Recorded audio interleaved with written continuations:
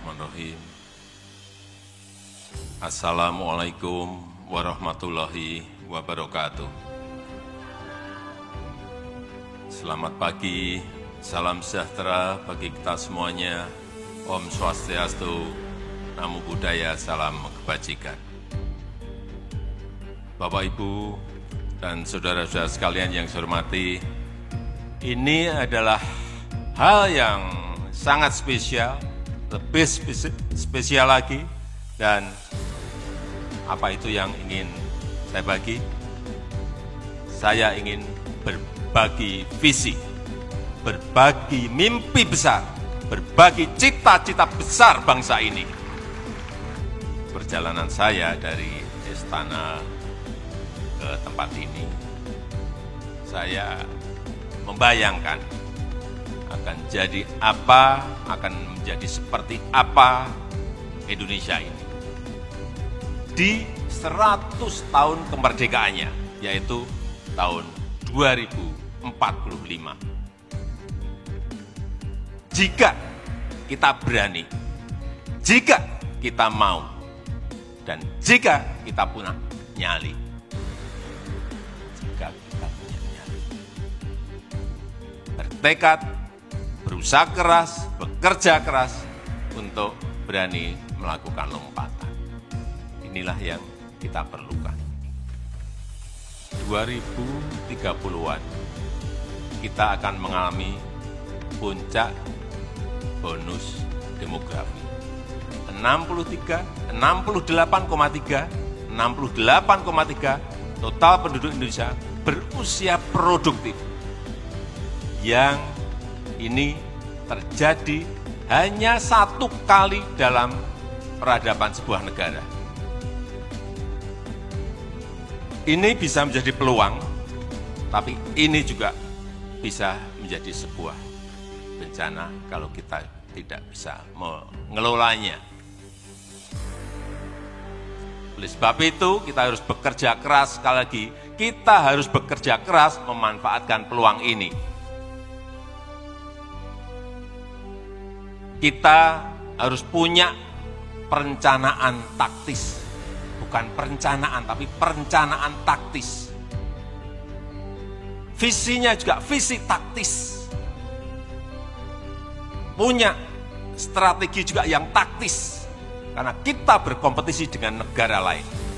Punya strategi besar, tapi strategi taktis. Itu yang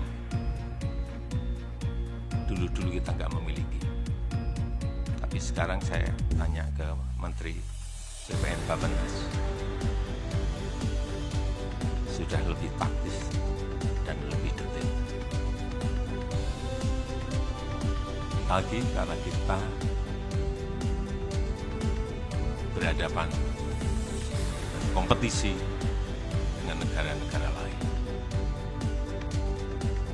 Nggak bisa lagi kita kayak dulu-dulu memakai istilah-istilah yang absurd. Pengembangan, apa itu pengembangan? Penguatan, apa itu penguatan? Pemberdayaan, harus to the point apanya? Harus taktis apanya? Untuk membawa kapal besar Indonesia menggapai cita-cita Indonesia Emas 2045.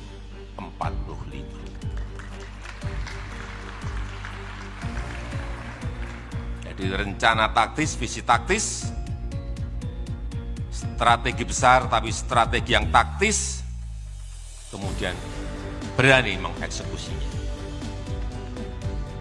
Lagi untuk membawa kapal besar bangsa Indonesia menggapai cita-cita Indonesia Emas 2045 menjadi 5 besar ekonomi dunia. Peluangnya ada, hitung-hitungannya saya sudah dengar semuanya. Dari Bappenas saya sudah dengar kalkulasinya, dari McKinsey saya sudah dengar hitungannya, dari IMF saya sudah dengar hitungannya, dari Bank Dunia, World Bank juga saya dengar hitung-hitungannya. Hampir mirip-mirip. tetapi tantangannya itu juga tidak mudah. Kita perkirakan itu GNI per kapita di tahun ini kita sudah mencapai angka 5.000, berapa Bu Menteri Keuangan? 5.000 lebih sedikit, 5.030 US dollar di tahun 2023. Perkiraan kita di tahun Indonesia Emas 2045 itu berada di angka kira-kira 23.000 sampai 30.300 US dollar per kapita. Itu lompatannya. Menurut saya ada 3 hal pokok penting yang menjadi acuan, sebagai acuan. Yang pertama, untuk menggapai itu, yang pertama, penting stabilitas bangsa ini harus terjaga. Stabilitas bangsa ini harus terjaga. Tidak ada satu negara pun yang berhasil mencapai sebuah kemakmuran saat kondisinya tidak stabil. Tidak ada. Tunjukkan negara mana. Saat negaranya terpecah, enggak akan yang namanya mencapai kemakmuran. Negara itu berkonflik, enggak akan tercapai yang namanya itu kemakmuran. Sekali lagi, stabilitas. Yang kedua, harus ada keberlanjutan dan kesinambungan. Harus. Kalau sudah kepemimpinan 1, kedua, ketiga sudah sampai ke SMA, mestinya kepemimpinan yang keempat itu teruskan untuk masuk ke universitas. Jangan balik lagi ke SD lagi. Setuju? Kepemimpinan itu ibarat tongkat estafet, bukan meteran pom bensin. Kalau meteran pom bensin itu, Pak, dimulai dari nol ya. Sama ditunjukkan ini. Apakah kita mau seperti itu? Tidak maju mundur, bocor-bocor.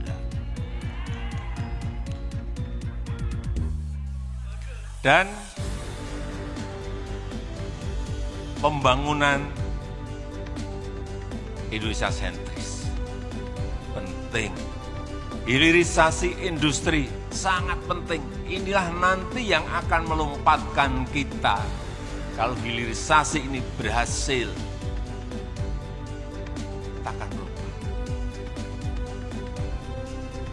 Membangun misalnya urusan hilirisasi mineral, membangun ekosistem EV baterai.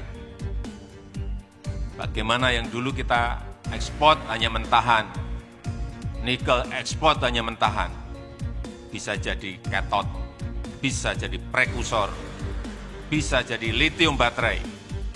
Bagaimana mencapai ekosistem besarnya ini yang tidak mudah. Perlu kerja detail, perlu dicek terus di lapangan. Itu pun bisa meleset. Paling tidak. Perkebunan. Hasil-hasil perkebunan jangan diekspor mentah-mentah saja. Crude, palm oil, CPO. Kenapa enggak dibuat barang setengah jadi dan jadi? Bisa sabun, bisa kosmetik, dan lain-lainnya. Rumput laut. Kita punya potensi yang sangat besar sekali. Tapi jangan diekspor mentahan. Sekarang rumput laut itu bisa dijadikan biofuel. Saya baru lihat, kaget juga saya. lihat di Jerman.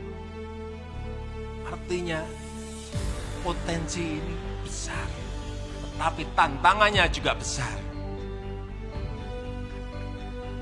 Kemudian yang kedua, IKN Nusantara, ibu kota Nusantara. Banyak yang bertanya ke saya, itu apa sih Pak?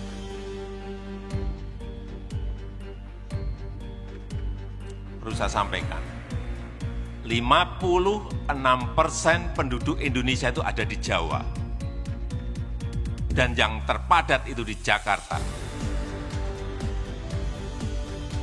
56% penduduk kita ada di Jawa, berarti 149 juta dari 17.000 pulau, 149 juta itu ada di Pulau Jawa. Itu perlu pemerataan.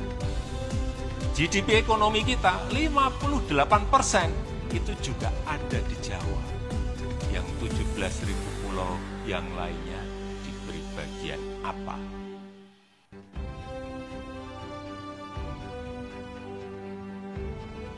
Beban Jakarta itu sudah sangat terlalu padat sekali.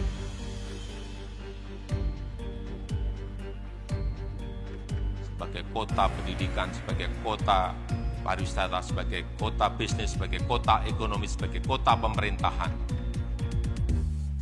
macet semua kita di mana-mana. Oleh sebab itu beban harus dikurangi, pemerataan harus dilakukan, tidak dalam jangka setahun, 2 tahun, 3 tahun, 4 tahun, 5 tahun yang akan datang, tetapi kita harus melihat visi yang jauh ke depan. Oleh sebab itu, hilirisasi IKN Nusantara ini harus diperkuat, harus dilanjutkan, harus ditingkatkan. Dan yang ketiga adalah SDM, sumber daya manusia. Ini kekuatan besar kita.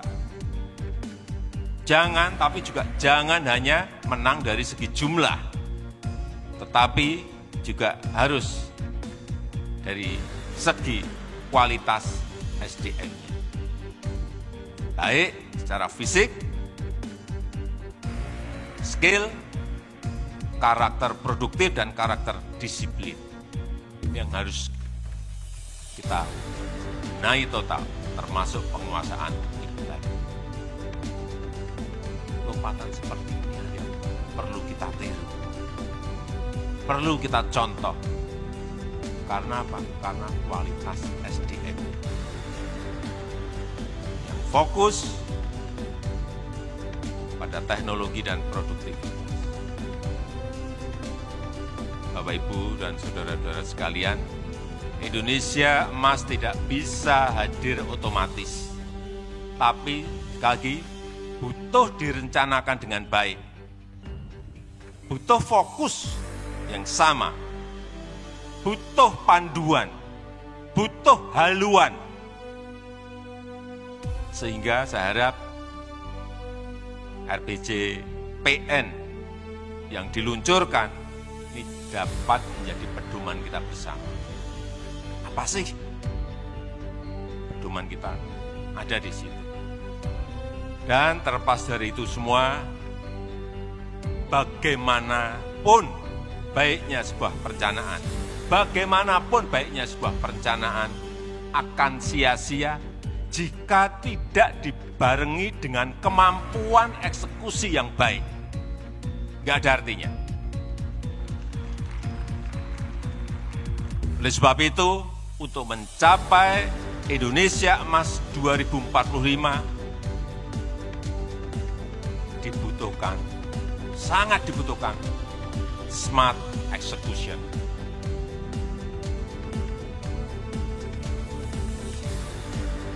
Dan dibutuhkan smart leadership. Oleh